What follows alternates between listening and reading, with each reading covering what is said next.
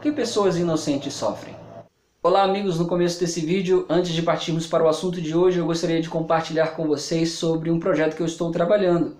A criação de um material, como se fosse uma revista trimestral, onde vou estar trazendo alguns assuntos importantes. Por exemplo, nessa revista temos alguns tópicos, algumas seções específicas, como aqui eu chamo de Escolhi Ser Pastor, onde nessa primeira edição eu vou estar ali apresentando um pouco da minha experiência, a minha jornada até o curso teológico, e nas próximas edições eu vou estar trazendo aqui também testemunho de outros colegas do curso teológico e também algumas informações importantes sobre o próprio curso teológico, né? Algumas curiosidades sobre o próprio curso teológico aqui. Uma outra seção que eu chamo de Entendes o que lês. Ali nós vamos trabalhar sobre textos difíceis da Bíblia, algumas passagens que parecem contradizer outras, ou até mitos interpretativos. Uma outra seção que eu chamo de Eu Creio, onde vamos tratar sobre assuntos doutrinários. Estarei trabalhando algumas questões doutrinárias e apresentando inclusive argumentos que são apresentados por determinadas religiões, determinadas denominações religiosas, e a gente vai fazer uma análise através da Bíblia sobre algumas doutrinas principais. Uma outra seção escavando a verdade, e esse daí então está tratando sobre achados arqueológicos que comprovam a veracidade da palavra de Deus. Uma outra seção é a seção Desvendando as Profecias, onde nós vamos trabalhar questões de profecias, escatologia, livro de Daniel, livro de Apocalipse. E uma outra seção, né, seria Até que ele venha, onde estaremos trazendo algumas dicas, alguns conselhos, algumas mensagens em especial para os líderes da igreja, tá bom? E no final também nós vamos ali ter uma parte que eu chamo de caixa de mensagem, onde estaremos ali tendo a participação inclusive das pessoas que estarão ajudando nesse ministério, tá bom? E você, quem sabe, pode fazer parte disso. Eu gostaria de contar com a sua ajuda. Tem sido cada vez mais difícil se manter no curso teológico. Tem os gastos das mensalidades, aluguel e tantas outras coisas, e é difícil manter a família. Eu tenho orado e clamado a Deus todos os dias. A gente sai para trabalhar, mas a gente tem pouco tempo para trabalhar porque muitas das vezes estamos envolvidos com os estudos acadêmicos da faculdade. Então eu gostaria de poder contar com a sua ajuda. Eu sei que está difícil para todo mundo, mas se cada um puder ajudar com um pouco, veja, qualquer quantia que você possa estar ajudando mensalmente, estaria recebendo em sua residência esse material que eu estou preparando. Então, o próximo mês eu já estarei fazendo a primeira entrega. Então, entre em contato comigo. Aqui na descrição do vídeo você vai poder encontrar o meu contato. E aí você entra em contato comigo, pode tirar dúvidas com relação a alguns detalhes. E aí você vai estar ajudando no meu ministério. E eu tenho certeza que Deus vai abençoar abundantemente a sua vida, a sua família. Um grande abraço e vamos para o vídeo.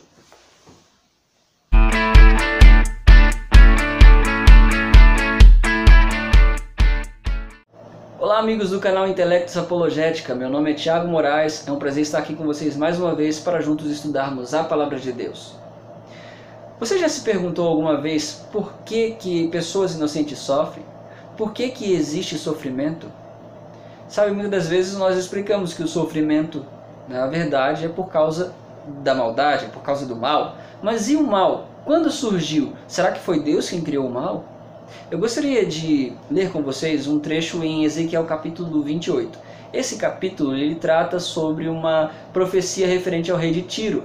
Porém, dentro dessa profecia há elementos que se aplicam a um ser celestial, que aqui é chamado de querubim. Acompanhem comigo do versículo 14 a 17, que diz o seguinte: Tu eras querubim da guarda ungido, e te estabeleci, permanecias no monte santo de Deus, no brilho das pedras andavas. Perfeito era dos teus caminhos, desde o dia em que foste criado, até que se achou iniquidade em ti. Na multiplicação do teu comércio se encheu o teu interior de violência, e pecaste pelo que te lançarei, profanado, fora do monte de Deus, e te farei perecer, ó querubim da guarda em meio do brilho das pedras. Elevou-se o teu coração por causa da tua formosura, corrompeste a tua sabedoria por causa do teu resplendor. Bom, aqui apresenta um querubim que se rebelou contra Deus.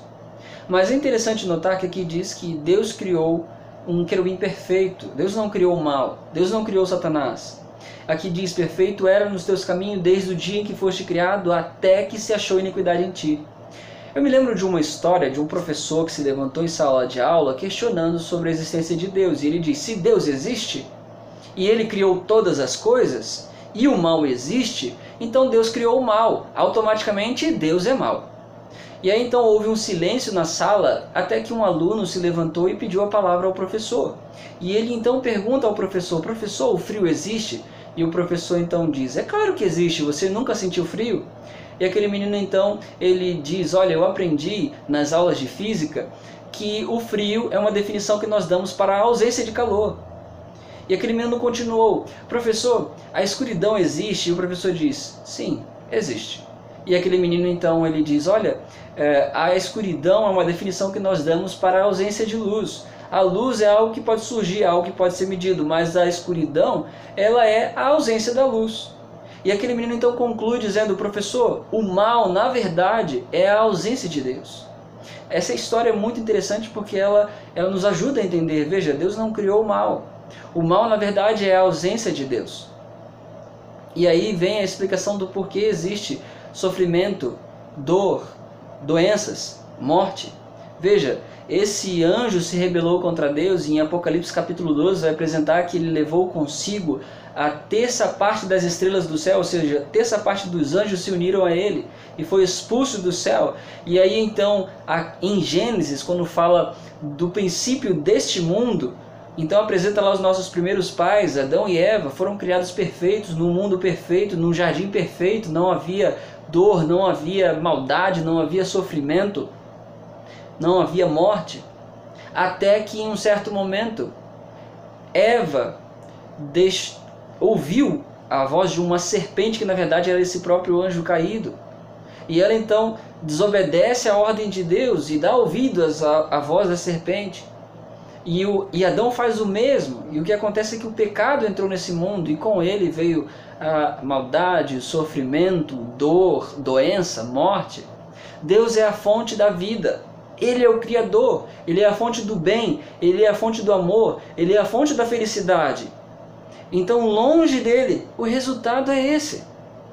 Agora talvez você esteja se perguntando: Tiago, você quer dizer então que todas as pessoas que estão sofrendo é porque estão longe de Deus, é porque estão em pecado? Não estou dizendo isso, eu estou dizendo que Adão e Eva, quando desobedeceram a Deus, o pecado entrou no mundo e com ele veio um pacote de coisas, como sofrimento, dor, doenças e morte. Agora, você já ouviu falar sobre o trilema de Epicuro? O trilema de Epicuro basicamente vai questionar sobre Deus e vai apresentar três argumentos, não por isso trilema, né? Deus, ele se é todo poderoso e é benevolente, ou seja, ele ama, ele é todo amor. Então, por que existe o sofrimento? Por que existe a maldade? Por que existe o mal? Porque parece que isso anula pelo menos um desses. Porque olha, Deus então pode ser todo poderoso, mas de fato ele não ama tanto assim. E por isso o mal existe e ele permite o sofrimento. E parece que está de braços cruzados e não faz nada. Ou então Deus é amor, mas Deus não é tão poderoso assim. Porque o mal existe, o sofrimento existe. E parece que Deus está de braços cruzados. Será que Deus está de braços cruzados? Em João capítulo 3, verso 16 diz que Deus amou o mundo de tal maneira que deu seu Filho unigênito, para que todo aquele que nele crê não pereça, mas tenha vida eterna. Deus não ficou de braços cruzados. Talvez você esteja se perguntando: mas por que Deus não destruiu esse anjo assim que ele procurou se rebelar?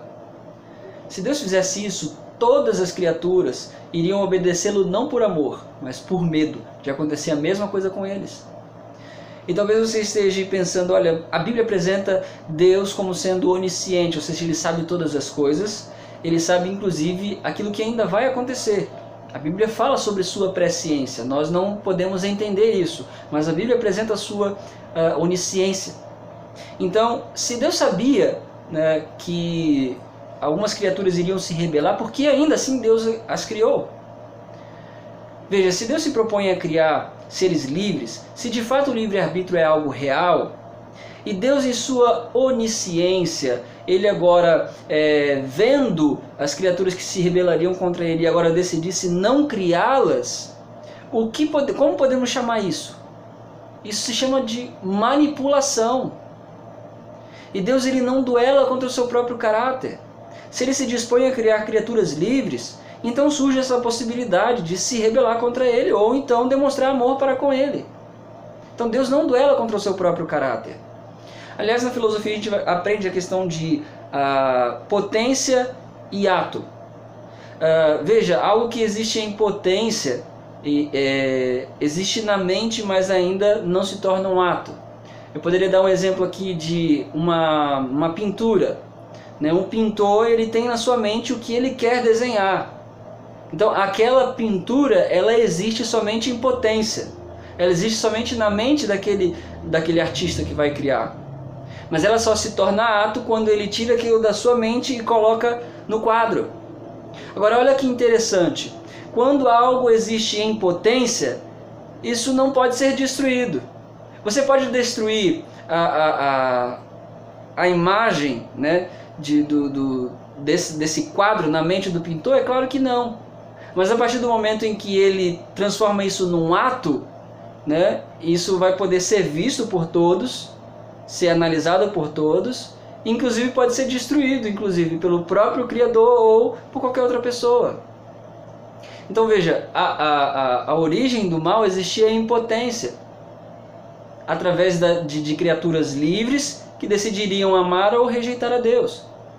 Mas num certo momento, isso se torna um ato.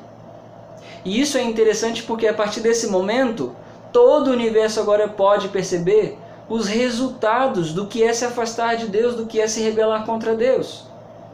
E um dia, Deus dará fim a tudo isso, e o mal nunca mais se levantará. O mal nunca mais se levantará porque todo o universo já presenciou quais são os resultados de se afastar de Deus. E por isso o mal jamais se levantará.